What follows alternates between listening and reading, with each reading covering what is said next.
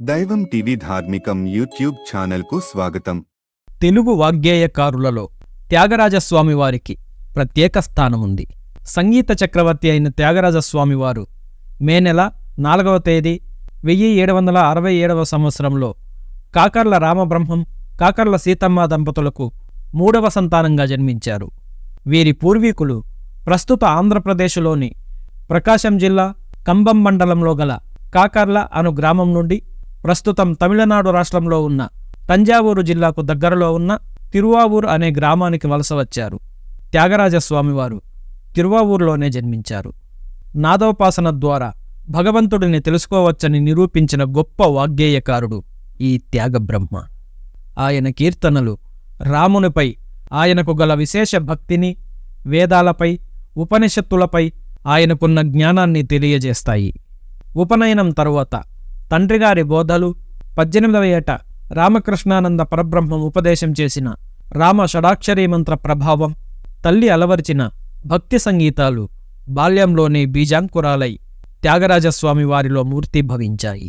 ఇప్పటికీ ఆయన కీర్తనలు ప్రపంచమంతటా ఉన్న సంగీత ప్రియులను అలరిస్తూ ఉన్నాయి. అంతటి మహోన్నతమైన త్యాగరాజస్వామి వారు నివసించిన ఇంటిని దర్శిస్తాం రండి. ఇప్పుడు మనం సంగీత త్రిమూర్తుల్లో ఆద్యులు, ముఖ్యులు అయిన సద్గురు శ్రీ త్యాగరాజ స్వామి వారి ఇంటికి వచ్చాము.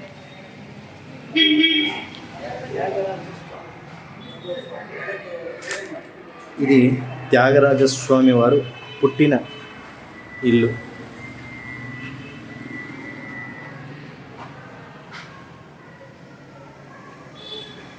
ఇది త్యాగరాజస్వామి వారి పూజా మందిరం. లోపలికి వెళ్ళకూడదు కాబట్టి బయట నుంచే చేస్తాం.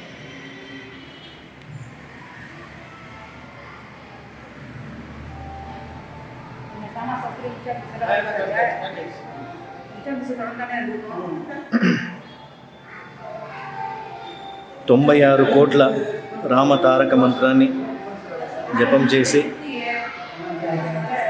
రాముల వారి సాక్షాత్కారం పొందిన మహనీయుడు, మహానుభావుడు, సద్గురు అనే పేరుకు ఎప్పుడూ ఒక ఆదర్శప్రాయమైన వ్యక్తి ఎవరైనా ఉన్నారు అంటే సంగీతంలో ఆయన త్యాగరాజ స్వామి వారే.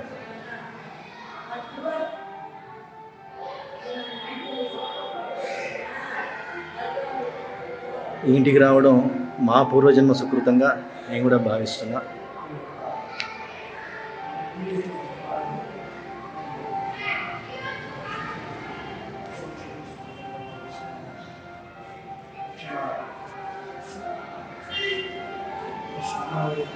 సంగీత త్రిమూర్తులు